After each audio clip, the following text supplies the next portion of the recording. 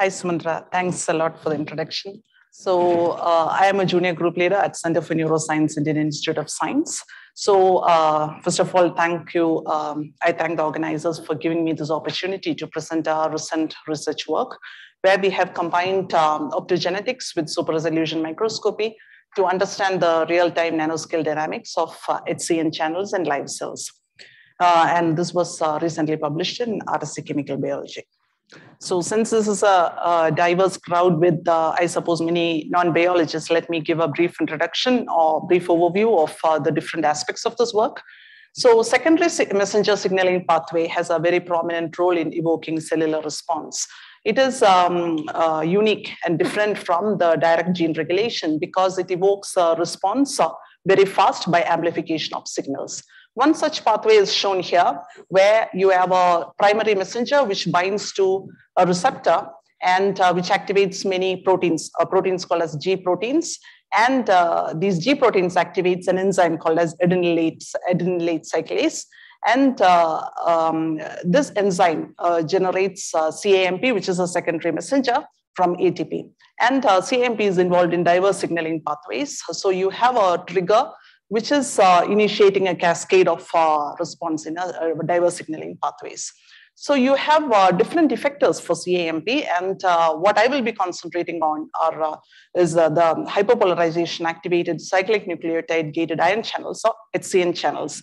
HCN channels are involved in rhythmic pacemaker activity and for restoring membrane potential and for synaptic transmission in neurons.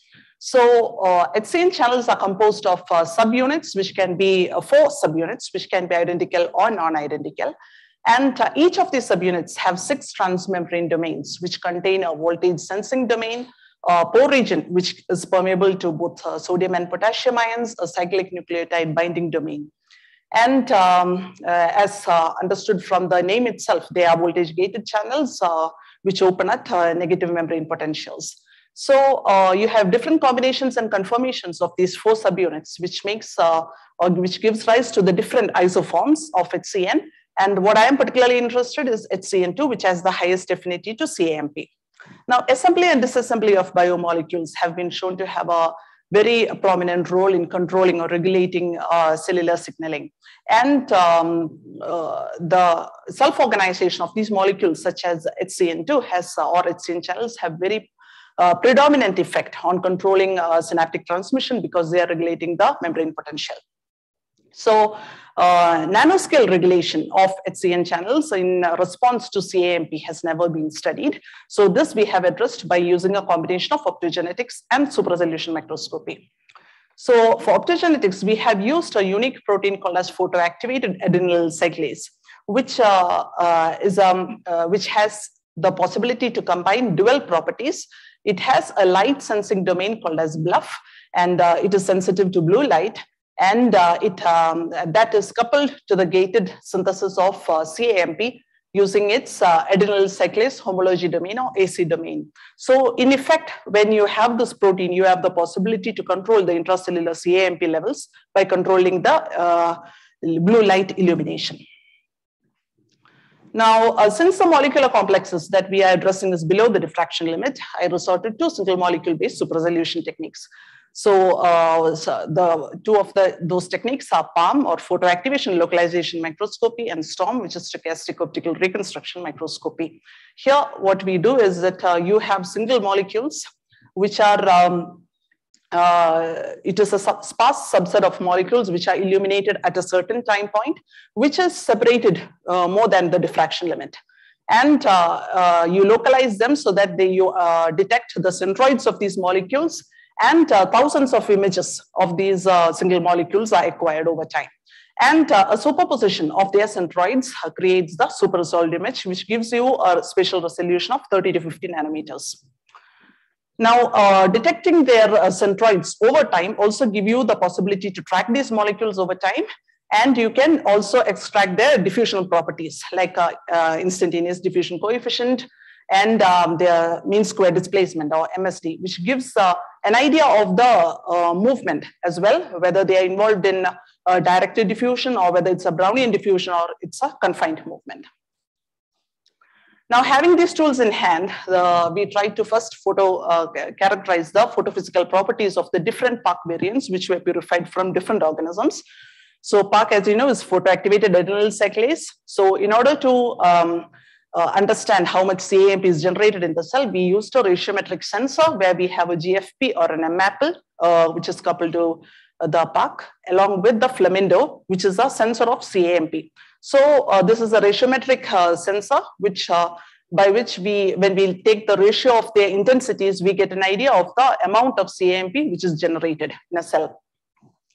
Now, as you can see here, you have the average fold intensity change of the GFP part as well as the Flamingo part.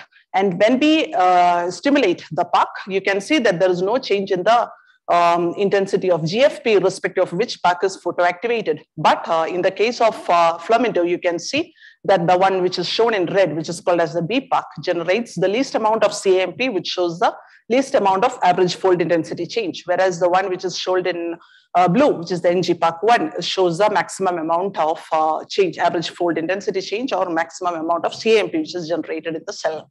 We also characterize the other properties, fluorescence properties, fluorescence decay, and it was fit with the 2 bioexponential lifetime, so that it is you have the 2 lifetimes and their fractional components and so on. So in summary, what we see is that when we characterize the different PARCs, they show distinct characteristics in terms of intensity fold change, the lifetimes and so on. And you have a very difference in the CAMP which is generated with the different PARCs. Now, having this characterized these PARC variants, the next thing was to understand how the diffusion characteristics of HCN2 is modulated when we alter the intracellular CAMP. So for that, we used a fusion construct where we had the HCN2 fused to a photoconvertible fluorescent protein called MEOS2, which has the possibility to shift its fluorescence from green to red when it is irradiated with blue light of 405 nanometer. And we also use, so this property allows us to study these HCN channels in the single molecule mode. And we image the cells in the total internal reflection mode, which is the TIFR mode, which allows us to study only the molecules which are very close to the plasma membrane. So when we did targeted photoactivation, which is shown in these black boxes, which is around 2 to 5 micrometer from the cell periphery, we are illuminating them with a blue light. And what we see is that we can specifically increase the intracellular CAMP in these regions, and this alters the diffusion of HCN2 in these regions. So what we saw was that in contrast to the control, when we activate the PARCs, the HCN2 diffusion goes down, or they start to get confined. And we saw the maximum confinement for the NG PARC1, which evokes the maximum CAMP response. And the HCN2 diffusion was the fastest for B PARC, which is evokes the least amount of CAMP, as we have seen with the photophysical characterization. Now, having understood that HCN2 diffusion is modulated when we alter the intracellular CAMP, we try to go further into the biophysical characterization, where we use 2 different strategies. One was an acute activation, where we used a high power of blue laser for short duration, after which we tracked the HCN2 single molecules by single particle tracking, so that we can extract out the diffusion characteristics. The second strategy was by chronic activation, where we use a low power of blue light continuously during the imaging, and we try to study the diffusion characteristics of HCN2 in different temporal blocks after this, during this activation. So in both the cases, what we see is that when we increase or elevate the intracellular CAMP levels, the HCN2 diffusion actually goes down very prominently, irrespective of the different PARCs, though there is a difference between the activation kinetics of the PARCs. And when we do a chronic activation, what we see is that over time, this saturation increase or the confinement increases, and it gets saturates over time. And this was resulted from the immobilization or trapping of the HCN2 molecules because of the elevated CAMP levels. And we did not see any such a deviation in diffusion of HCN2 alone, only with the CAMP. So we confirmed that this effect that we see with for the diffusion of HCN2 was because of CAMP by pharmacological treatment. So here we have used a drug called as fosculin, which induces CAMP in cells. you have another cell-permeable analog of CAMP, which is called as 8BR CAMP. So with this, we pharmacologically elevated the CAMP levels inside the cell. And we saw a very similar situation where the diffusion characteristics is lowered or confined for the HCN2 in presence of CAMP, which shows that the results that we observed by optogenetics is because of the sensitivity of HCN2 to elevated CAMP levels. So what we did was, as I told to you, you have a cyclic nucleotide binding domain for HCN2, which is responsible for its sensitivity to CAMP. So we generated mutants where we deleted this cyclic nucleotide binding domain. We also generated point mutants where we exchanged one amino acid in this domain so that the sensitivity to CAMP is altered. And what we saw was that in contrast to the wild type HCN2, where the diffusion is going half, when you elevate the CAMP levels, you can see that when you delete the cyclic nucleotide binding domain, you do not have any difference when you elevate the CAMP levels, either by optogenetics or by pharmacology, which shows that the diffusional changes that we observe is due to CAMP. And we also used an independent receptor, the glutamate receptors, which show very low sensitivity to CAMP. In this case, however, we could see some alteration in its diffusion when we elevate the CAMP, which we believe is because of an independent pathway regulated by pKa, which is another effector of CAMP. So this studies show that we have a universal mechanism regulated by CAMP, whereby it can modulate the different ion channels to control membrane excitability. So this is a comparative analysis where you have a control, and when you have the wild type HCN2, when we elevate the intracellular CAMP, either by optogenetics or pharmacology, you have the diffusion or instantaneous diffusion, which is halved or very much confined or lowered when you increase the intracellular CAMP. But when you use a deletion construct where you do not have the cyclic nucleotide binding domain, or when you have a point mutation where you alter the sensitivity of HCN2 to CAMP, you do not have a difference when you elevate the CAMP, which shows that our results that the deviation in HCN2 lateral diffusion was indeed specific and predominantly mediated by direct binding of CAMP. Now, since we saw that the diffusion is very much of HCN2 is very much lowered, and they are starting to get confined when we elevate the CAMP, we wanted to see whether this was caused by a functional aggregation of this channel, which can have a predominant effect on cellular signaling. That is indeed what we saw, that instead of a homogeneous distribution of these HCN channels in these cells, when we elevate the intracellular CAMP, they self-organize into 100 nanometer size subclusters. And this was not only observed when we ectopically or overexpress the protein, but also for the endogenous protein as well, which shows that this is a very natural phenomenon.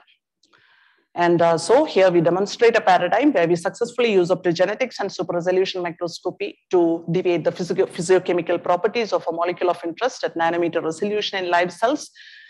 We were able to control the Brownian diffusion of molecules and modulate the nanoscale localization as well as mobility. We can extend this to different molecular complexes as well, where we have a higher control on manipulating the localization and trafficking dynamics to understand the directionality of molecular signaling.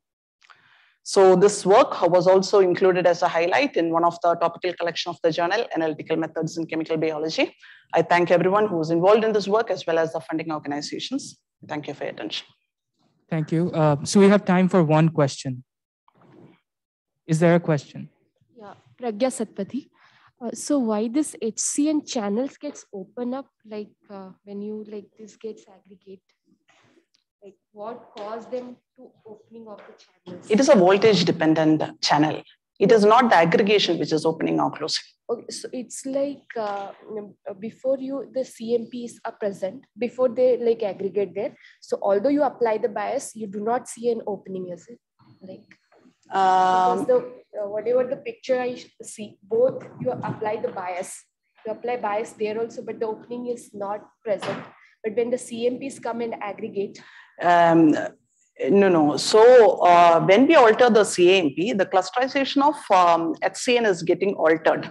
So we have not studied whether that is actually, there can be a conformational difference at that point, but we have never looked into the details of that. Because generally the polymers, we do studies, they do such the actuation. So when you apply a bias, so because of the ionic movements and all, that gets actuated. So that make the HCN channels are voltage gated channels. So they will get, they open when you have a very high negative potential. That is why they are activated by hyperpolarization, because the membrane potential goes to very low negative values, so that it opens and lets in the potassium and sodium, so that it restores the membrane potential. That's yes. thank you. Okay, thank you.